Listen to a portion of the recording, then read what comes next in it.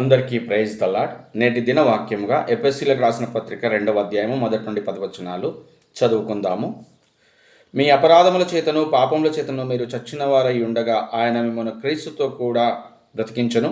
మీరు వాటిని చేయుచు వాయుమండల సంబంధమైన అధిపతిని అనగా అవిధేయులైన వారిని ఇప్పుడు ప్రేరేపించు శక్తికి అధిపతిని అనుసరించి ఈ ప్రపంచ ధర్మము చొప్పున మునుపు నడుచుకొంటిరి. వారితో కలిసి మనమందరము శరీరము యొక్కయు మనసు యొక్కయు కోరికలను నెరవేర్చుకొనుచు మన శరీరాశలను అనుసరించి మునుపు ప్రవర్తించుచు కడమవారి వలనే స్వభావసిద్ధముగా దైవోగ్రతకు పాత్రులమయ్యుంటిమి. ఆయనను దేవుడు కరుణా సంపన్నుడయుండి మనము మన అపరాధముల చేత చచ్చిన వారమై ఉండినప్పుడు సైతము మన ఎడల చూపిన తన మహాప్రేమ చేత మనలను క్రీస్తుతో కూడా బ్రతికించను. కృపచేత మీరు రక్షింపబడి ఉన్నారు. క్రీస్తు యేసునందు ఆయన మనకు చేసిన ఉపకారం ద్వారా అత్యధికమైన తన కృపా మహదైశ్వర్యమును రాబో యుగములలో కనుపరచు నిమిత్తము క్రీస్తు యేసునందు మనలను ఆయనతో కూడా లేపి పరలోకమందు ఆయనతో కూడా కూర్చుండబెట్టెను. మీరు విశ్వాసం ద్వారా కృపచేతనే రక్షింపబడి ఉన్నారు. ఇది మీ వలన కలిగినది కాదు, దేవుని వరమే. అది క్రియ వలన కలిగినది కాదు గనుక ఎవడునూ అతిశయపడ వీలు లేదు. మరియు వాటి యందు మనము నడుచుకునవలెనని దేవుడు ముందుగా సిద్ధపరిచిన సత్క్రియలు చేయుటకై మనము క్రీస్తు యేసునందు సృష్టింపబడిన వారమై ఆయన చేసిన పని అయి ఉన్నాము. ప్రభువునందు ప్రియులైన వారలారా, చదవబడిన ఈ వాక్య భాగంలో 3 ప్రాముఖ్యమైన విషయాలు తెలియబడుతూ ఉన్నాయి. మొదటగా, మనము అపరాధముల చేత చచ్చిన వారము. క్రీస్తు ప్రేమ మనల్ని బ్రతికించింది. ఆయన ప్రేమ చేత మనల్ని బ్రతికించాడు కాబట్టి ఆయన ఉద్దేశించిన నీతి క్రియలను జరిగించుటకు మనము సృష్టింపబడిన వారమై ఉన్నాము. ఈ 3 ముఖ్యమైనటువంటి పాయింట్స్ ఇక్కడ మనకు అగుపడుతూ ఉన్నాయి. వాటిని మనము చూద్దాము.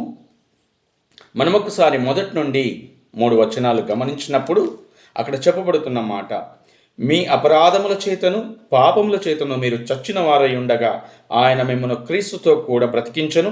మీరు వాటిని చేయుచు వాయుమండల సంబంధమైన అధిపతిని అనగా అవిధేయులైన వారిని ఇప్పుడు ప్రేరేపించు శక్తికి అధిపతిని అనుసరించి ఈ ప్రపంచ ధర్మము చొప్పున మునుపు నడుచుకొంటిరి.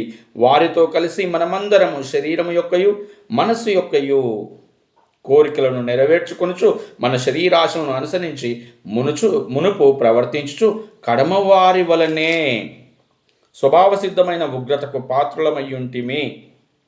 ఇక్కడ పౌలు గారు మాట్లాడుతూ ఉన్నారు. ఎఫెసీ సంఘానికి రాస్తూ ఉన్నారు. సరసాలలో నుండి వారికి మరొకసారి క్రీస్తు చేసినటువంటి త్యాగాన్ని గుర్తు చేస్తూ ఉన్నారు. సంఘానికి విశ్వాసులకి దూరంగా ఉన్నటువంటి దేవుని పాత్ర అయినటువంటి పౌలు గారు వారిని బలపరుస్తూ వారికి మరొకసారి గుర్తు చేస్తూ ఈ మాటలు రాస్తూ ఉన్నారు. కన్మవారి వలనే మనము దైవోగ్రతకు పాత్రలమై ఉన్నాము, మునుపు ఈ లోక ధర్మాన్ని పాటించాము అని చెబుతూ ఉన్నారు. ఒక్కసారి మనం ఈ మాటను కనుక గమనిస్తే, ఈ మాటని గుర్తు చేసుకుంటే, ఒకసారి మొదటి దంపతులైనటువంటి ఆదాము గారు అవ్వమ్మ గారు దేవునికి అవిధేయులై అపవాదికి విధేయులై వారు జరిగించిన కార్యాన్ని మనం గుర్తు చేసుకోవచ్చు. వారు చేసినటువంటి ఆ క్రియను బట్టి స్వభావసిద్ధముగా అది మనకు ప్రాప్తించింది. తండ్రి సంపాదించిన ఆస్తిలో భాగమే ఉంటుంది. కుమారులకు తండ్రి చేసినటువంటి అప్పులోనూ భాగమే ఉంటుంది. ఆ రీతిగానే మనకు స్వభావసిద్ధముగా అలాగా అది సంక్రమించింది. అది క్రమపద్ధతిగా వస్తూ ఉంది, స్వభావసిద్ధంగా వస్తూ ఉంది. అలాగే మనం గమనించినప్పుడు లోకంతో కలిసి జీవిస్తున్న వారిని సైతం ఇక్కడ మనం జ్ఞాపకం చేసుకోవచ్చు. ఇప్పుడు ప్రేరేపించు అధిపతి అనేటువంటి వాడు ఎవడైతే ఉన్నాడో వాని ఉద్దేశాన్ని నెరవేర్చడానికి ప్రస్తుత లోకం ఎలాగ జీవిస్తుందో మునుపు మనము అందులో జీవించిన వారమే. మనము అపరాధముల చేత ఉన్నవారమే అని గుర్తు చేస్తూ ఉన్నాడు. ఇంక్లూడ్ చేసుకుంటా ఉన్నాడు తనను తాను కూడా. అయితే మనము కొలసీలకు రాసిన పత్రిక 1వ అధ్యాయము 21, 22 వచనాలు జ్ఞాపకం చేసుకున్నప్పుడు ఆయన మాంసాయుక్తమైనటువంటి బలి చేత, మరణం చేత ఆయన మనల్ని సమాధానపరిచి ఉన్నాడంటే మాటను మనం అక్కడ చూస్తాము. ఆ వచ్చిన భాగాలను ఒకసారి గమనిద్దాం. మనము కొలసీలకు రాసిన పత్రిక 1వ అధ్యాయము 21, 22 వచనాలను చూద్దాం మనము. మరియు గత కాలమందు దేవునికి దూరస్తులను, మీ దుష్క్రియల వలన మీరు మీ మనస్సులో విరోధ భావం గలవారై ఉండిన మిమ్మును కూడా తన సన్నిధిని పరిశుద్ధులుగాను, నిర్దోషులుగాను, నిరపరాధులుగాను నిలవబెట్టుటకు ఆయన మాంసయుక్తమైన దేహమందు మరణం వలన ఇప్పుడు మిమ్మును సమాధానపరచను. ఇది ప్రభువారు చేసినటువంటి క్రియ. మనము అపరాధముల చేత చచ్చిన వారమై ఉన్నప్పుడు ఆయన చేసినటువంటి క్రియ. అది ఆయన చేయడానికి కారణమేమిటి అన్నప్పుడు మనం ఇంతకుముందుకు చెప్పుకున్నట్టుగా ఆయన ప్రేమే కారణమయ్యింది. ఆ ప్రేమను మరొకసారి మనము జ్ఞాపకం చేసుకుందాము. ఆ ప్రేమను మనము ఒకసారి చూద్దాము. ఏమంటా ఉన్నారు? అయినను దేవుడు కరుణా సంపన్నుడయ్యుండి మనము మన అపరాధముల చేత చచ్చిన వారమై ఉండినప్పుడు సైతము మన ఎడల చూపిన తన మహాప్రేమ చేత మనలను క్రీస్తుతో కూడా బ్రతికించెను. కృపచేత రక్షింపబడి ఉన్నారు. క్రీస్తు యేసునందు ఆయన మనకు చేసిన ఉపకారం ద్వారా అత్యధికమైన తన కృపా మహదైశ్వర్యమును రాబోవు యుగములలో కనుపర్చు నిమిత్తము క్రీస్తు యేసునందు మనలను ఆయనతో కూడా లేపి పరలోకమందు ఆయనతో కూడా కూర్చుండబెట్టెను. ఎందుకంట? ఆయన ప్రేమ చేతనే మనల్ని బ్రతికించున్నాడంట. ఆయన ప్రేమ మనకి బ్రతుకునిచ్చింది. ఎందుకంటే 7వ వచనంలో చెప్తా ఉన్నాడు, ఆయన రాబోవు యుగములలో కనుపర్చు నిమిత్తమంట. ఆయన చేసిన ఉపకారం ద్వారా అత్యధికమైన తన కృపా మైదైశ్వర్యమును రాబోవు యుగములలో కనపర్చు నిమిత్తము ముందు తరాలకు మనం తెలియజేయడానికి ఆయన ఎవరు, ఆయన ఏమిటి, ఆయన ఎలాంటి వారు అని, ఆయన స్వభావమును గురించి, ఆయన ప్రేమను గురించి తెలియజేయడానికి. మనం ఒకసారి కనుక రోమాపత్రికలోనికి వెళ్తే, రోమాపత్రిక 6వ అధ్యాయాన్ని గమనిస్తే, 5, 6 అధ్యాయాలను గమనిస్తే అక్కడ ఉన్నటువంటి మాటల్ని మనం చూద్దాము. రోమాపత్రిక ఒకసారి రోమాపత్రికలోనికి వచ్చి రోమాపత్రిక 5వ అధ్యాయం 6 నుంచి 8 వచనాలు గమనిద్దాము. అక్కడ ఉన్నటువంటి మాటలు, ఏలైనగా మనం ఇంకనూ బలహీనులమై ఉండగా క్రీస్తు యుక్త కాలమున భక్తిహీనుల కొరకు చనిపోయేను. నీతిమంతుని కొరకు సైతం ఒకడు చనిపోవుట అరుదు, మంచివాని కొరకు ఎవడైనాను ఒకవేళ చనిపోవా తెగింపవచ్చును.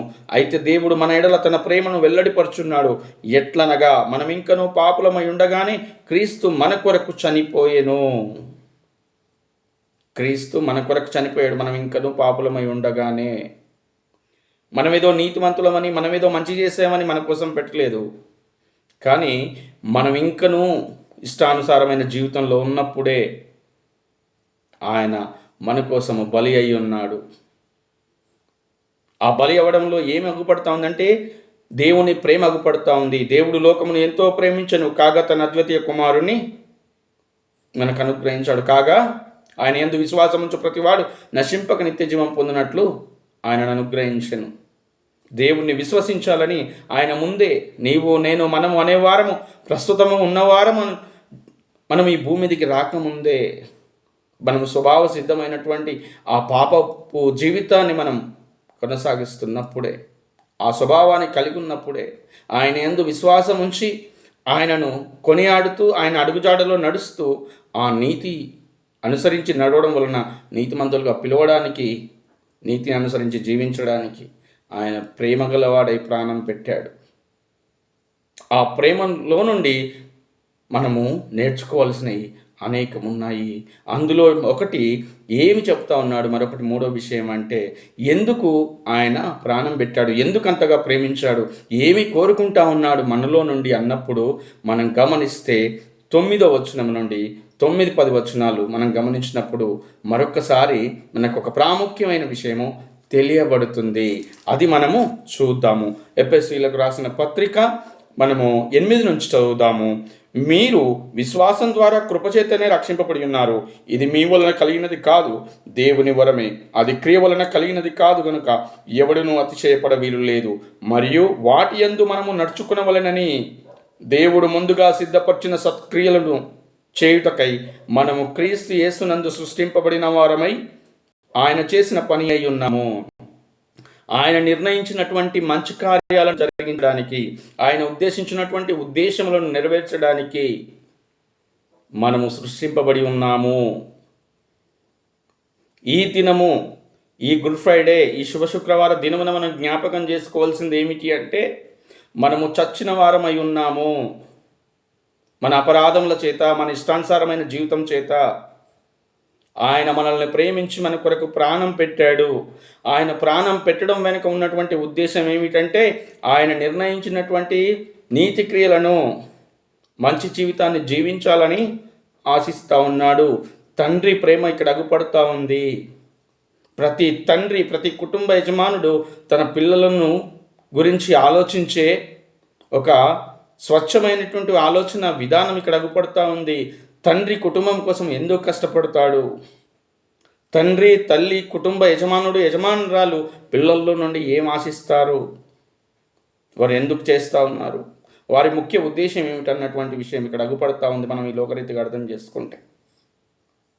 అయితే నీ పిల్లలు, నీ కుటుంబము నీకు అనుకూలంగా, నీ పద్ధతి ప్రకారం జీవించాలని ఆశిస్తున్నా నీవు, నేను, మనము, మన పరమ తండ్రి అయినటువంటి దేవుడు మనను గురించి ఆలోచిస్తున్నటువంటి విషయాల్లో మనం ఎలా ఉన్నాము, ఏం చేస్తూ ఉన్నాము, దేవుని ఇష్టానుసారంగా బ్రతకడానికి ముందుకు సాగుతూ ఉన్నామా, ఆయనను సంతోషపెట్టేవారు ఉన్నామా లేదా అని గమనిస్తూ, మరొకసారి ఈ ప్రత్యేకమైన దినంలో దేవుడు మన కొరకు చేసినటువంటి త్యాగాన్ని గుర్తు చేసుకుంటూ, ఇక నుండైనా ఆయన ఉద్దేశించిన ఉద్దేశములను నెరవేర్చడానికి మనలను మనము సమర్పించుకుందాము. ఆ చక్కని మార్గంలో నడిచి దేవుడు మన కోసం నిర్ణయించినటువంటి ఆ పరలోక రాజ్యానికి వారసులము అగుదాము. అట్టి కృప దేవుడు మనకు అనుగ్రహించునుగాక. చిన్న ప్రార్థన. పరిశుద్ధుడా మా రాజా యేసునాథ, మీకు వందనాలు.